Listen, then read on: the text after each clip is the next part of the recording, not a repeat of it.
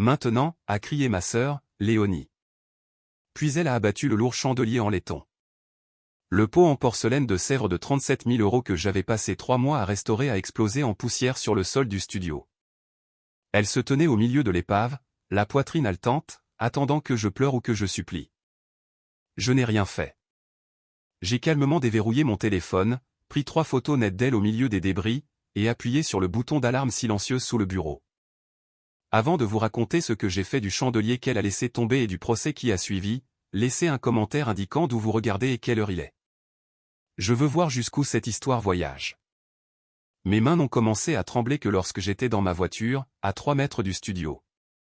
L'adrénaline qui m'avait maintenu immobile comme une statue pendant que Léonie criait se retirait finalement, laissant derrière elle une douleur froide et creuse dans ma poitrine. J'ai conduit automatiquement, les rues de Lyon défilant jusqu'à ce que je prenne la longue allée sinueuse menant à mon sanctuaire. Ils l'appellent la serre maintenant, une structure tentaculaire, moderne du milieu du siècle, perchée au bord d'une falaise, présentée dans les maisons et décorations et évaluée à plus d'1,1 million d'euros. Mais quand je l'ai achetée il y a 2 ans, ce n'était qu'une carcasse en décomposition. C'était une saisie immobilière, remplie de moisissures noires et de fenêtres cassées, un désastre qui terrorisait tout le monde. Je n'ai pas vu la pourriture, j'ai vu les os. Cela a toujours été mon travail.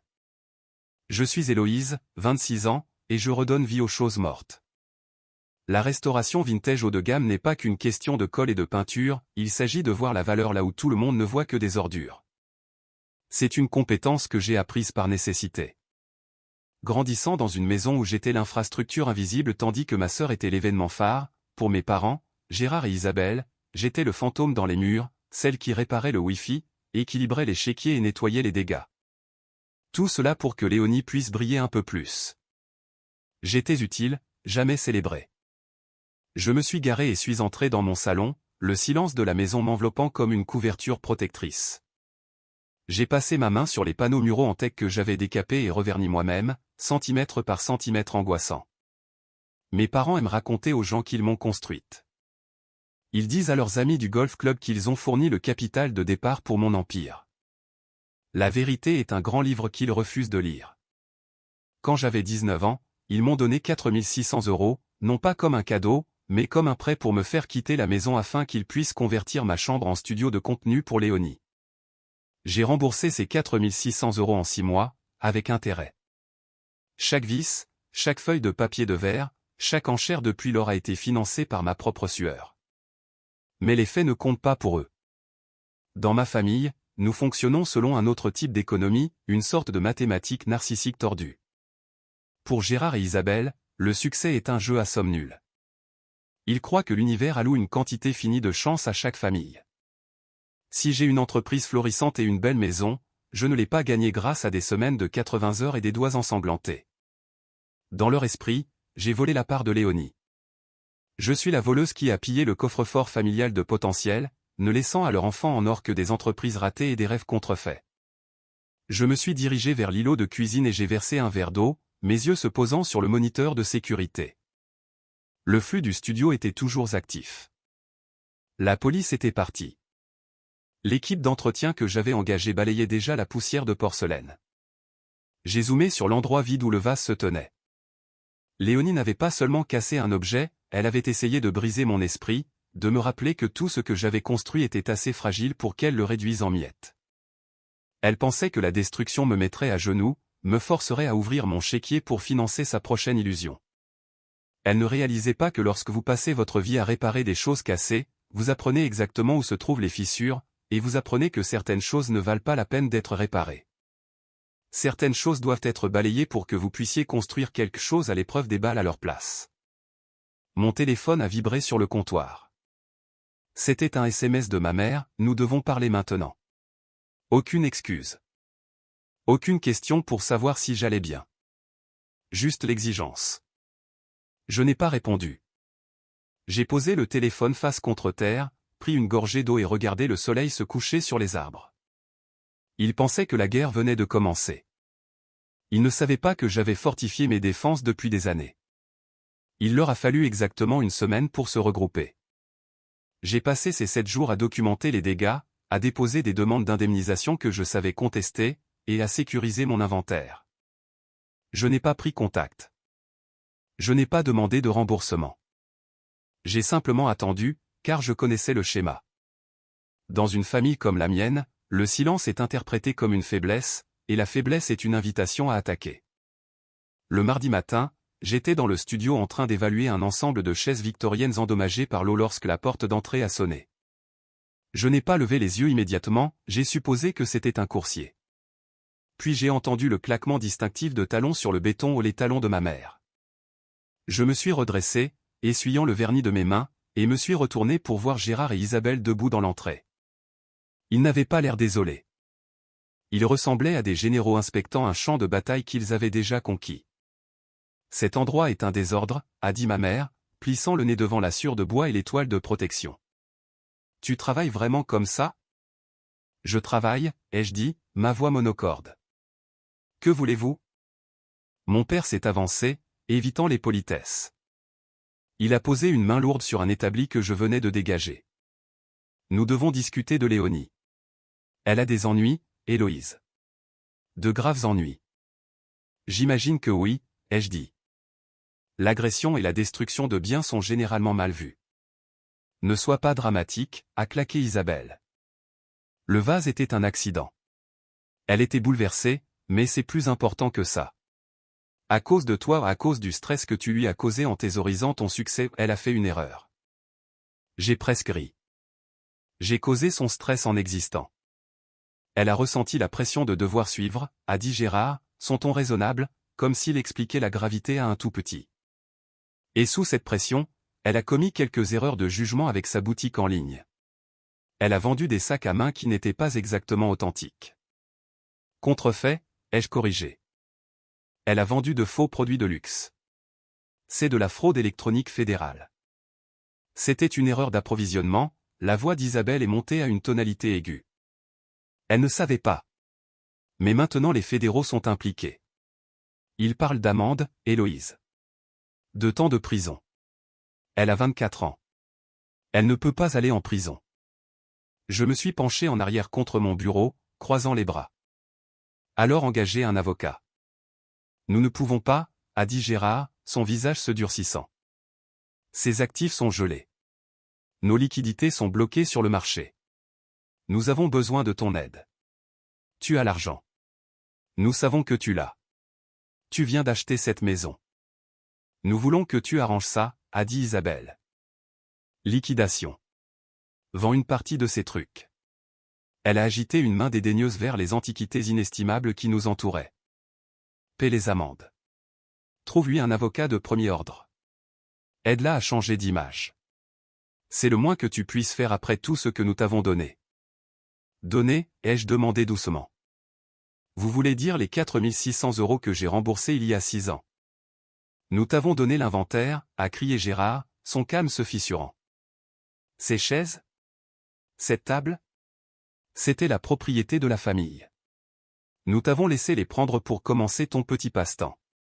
Et tu l'as transformé en fortune pendant que ta sœur luttait. Tu as construit ça sur notre dos. Je l'ai fixé du regard. Le mensonge était si audacieux, si complet, que c'en était presque impressionnant. Ils y croyaient vraiment. Ils avaient réécrit l'histoire pour se faire passer pour les architectes de mon succès afin de se sentir en droit d'en réclamer les dividendes. Je ne liquiderai rien, ai-je dit. Et je ne paierai pas ses frais juridiques. Alors tu envoies ta sœur en prison, a sifflé Isabelle. Tu choisis l'argent plutôt que le sang. Je choisis de ne pas être volé 2 fois, ai-je dit. Sortez de mon studio. Ils ne sont pas partis immédiatement. Gérard s'est penché près, ses yeux froids. Tu te crois intouchable dans la serre, Héloïse. Mais souviens-toi, le verre se brise. Si tu ne nous aides pas, nous prendrons ce qui nous est dû. D'une manière ou d'une autre. Ils se sont retournés et sont sortis, laissant la menace suspendue dans l'air comme de la fumée.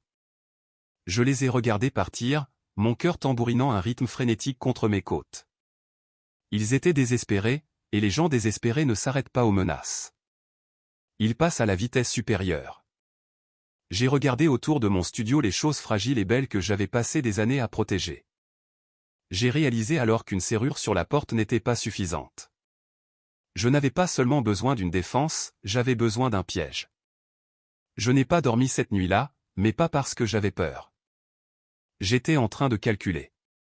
Gérard était juste sur une chose, le verre se brise, mais le verre trempé ou le genre que j'utilisais pour protéger des artefacts d'1 million de dollars est conçu pour résister à une pression qui ferait exploser tout le reste.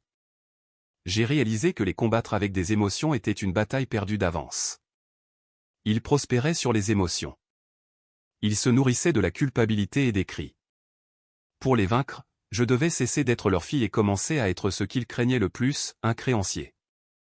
Je les ai appelés le lendemain matin. Je n'avais pas l'air en colère. J'avais l'air résigné, le ton d'un enfant battu qui rentre finalement dans le rang. J'ai une solution, ai-je dit à mon père. Rendez-vous à mon bureau. Ils sont arrivés à mon bureau d'entrepôt à midi. Léonie portait des lunettes de soleil surdimensionnées pour cacher ses yeux gonflés, ressemblant à une célébrité tragique. Gérard et Isabelle ont balayé la pièce avec l'air de monarque justifié. Ils se sont assis en face de moi à la table de conférence, le seul meuble de la pièce que je n'avais pas restauré moi-même. C'était de l'acier industriel froid. « Je suis content que tu aies retrouvé la raison », a dit Gérard, desserrant sa cravate. « Nous savions que tu ferais ce qu'il faut en fin de compte. La famille est de la famille. Je ne peux pas payer les amendes directement, ai-je dit, faisant glisser un épais classeur en cuir sur la table en métal. Mes liquidités sont liées à l'inventaire. Mais je peux racheter la dette. Isabelle a froncé les sourcils, ramassant le classeur. Qu'est-ce que ça veut dire? Cela signifie que je deviens l'investisseur de Léonie, ai-je expliqué calmement. Je couvrirai les frais juridiques, la restitution aux clients fraudés, et les coûts de changement d'image pour la garder hors de prison. En échange, nous formons un partenariat. Je gère les finances pour m'assurer que cela ne se reproduise plus. Léonie gère la création. Léonie s'est redressée, baissant ses lunettes de soleil. Alors, tu paies pour tout et je continue à gérer ma marque. Essentiellement, ai-je menti. Mais comme j'apporte le capital, j'ai besoin de sécurité. C'est un contrat de partenariat standard. Cela me donne juste un droit de regard pour que les fédéraux ne reviennent pas frapper à la porte. Gérard n'a même pas ouvert le classeur. Il a juste souri. Ce sourire suffisant et autosatisfait qui me faisait me sentir petite. Tu vois, je t'avais dit qu'elle se montrerait à la hauteur. Elle avait juste besoin d'un coup de pouce. Il m'a regardé. Tu agis enfin comme une sœur, Héloïse. Il est temps que tu partages la richesse. Il y a des conditions, ai-je dit, pointant les onglets de signature. La section 4 couvre les actifs. Étant donné que Léonie n'a pas de garantie physique, la sécurité pour le prêt est la marque elle-même. Propriété intellectuelle, compte numérique, le nom aux clauses type standard. Gérard a fait un geste de la main, dédaigneux. Signe simplement, Léonie. Elle paie les factures. Laisse-la avoir ses papiers. Léonie a saisi le stylo. Elle n'a pas lu un seul mot. Elle n'a pas vu la clause à la page 14 concernant la déclaration de sûreté mobilière. Elle n'a pas compris qu'en signant, elle n'acceptait pas seulement un prêt, elle perfectionnait un privilège contre toute son existence. Elle catégorisait légalement son nom d'utilisateur Instagram, son site web et sa liste d'emails comme des actifs en difficulté garantis par mon argent. Pour eux, c'était un sauvetage. Pour moi, c'était un acte de transfert. Fait, a dit Léonie, laissant tomber le stylo. Elle m'a regardé avec un sourire narquois revenant sur ses lèvres. Essaie de ne pas être trop rigide avec le budget, d'accord? J'ai une vision pour le changement d'image. Ça doit être haut de gamme. Nous suivrons le contrat, ai-je dit. Ils ont quitté le bureau en se tapant dans les mains, parlant déjà de l'endroit où ils iraient dîner pour célébrer le fait d'avoir évité la prison. Ils sont sortis en pensant qu'ils m'avaient intimidé pour que je me soumette, pensant qu'ils avaient obtenu un chèque en blanc. Je les ai regardés partir à travers les murs de verre de mon bureau. J'ai ramassé le contrat, l'encre encore humide. Ils pensaient avoir gagné un partenariat. Ils ne réalisaient pas qu'ils venaient de signer un aveu de jugement. Le silence a duré exactement 89 jours. Pendant 3 mois, j'ai joué le rôle de la partenaire dévouée. J'ai payé les amendes. J'ai embauché les développeurs web. J'ai approuvé les dépenses publicitaires. Léonie se pavanait sur les réseaux sociaux, postant des photos de son nouveau bureau, qui n'était en réalité qu'un coin loué de mon entrepôt, et parlant de son parcours de retour. Elle n'a jamais mentionné mon nom, pas une seule fois. Pour ses 500 000 abonnés, elle était un phénix renaissant des cendres d'un malentendu, financé par sa propre résilience. Pour moi, elle était une locataire vivant à crédit. Puis vint la rupture. Je savais que cela arriverait. Le droit est une habitude, et les habitudes sont difficiles à briser. Cela a commencé petit, un débit sur carte d'entreprise pour une journée personnelle au Spa Codecom, relation client. Puis un vol pour Marrakech pour un tournage de contenu qui était clairement des vacances avec son petit ami. La dépense non autorisée totale a atteint 11 000 € en un seul mois. Je ne l'ai pas appelé. Je n'ai pas envoyé d'email d'avertissement.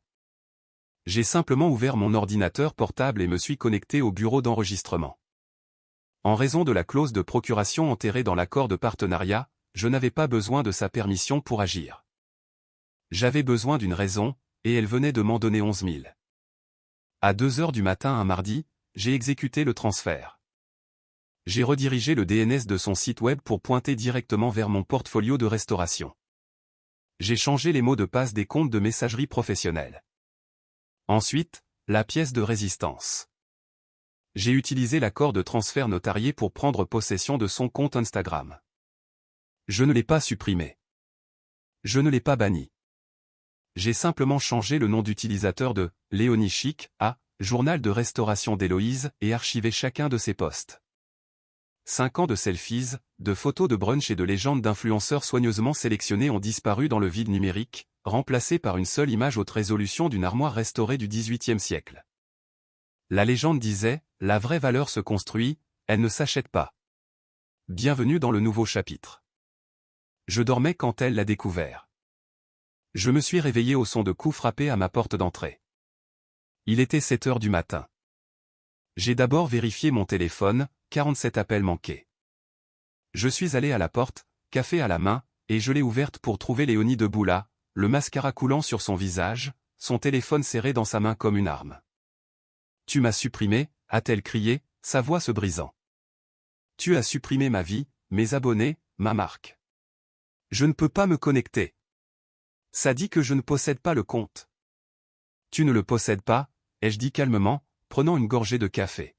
« Tu as manqué à l'accord de partenariat. » Section 8, sous-section C, l'utilisation abusive des fonds entraîne la confiscation immédiate des actifs.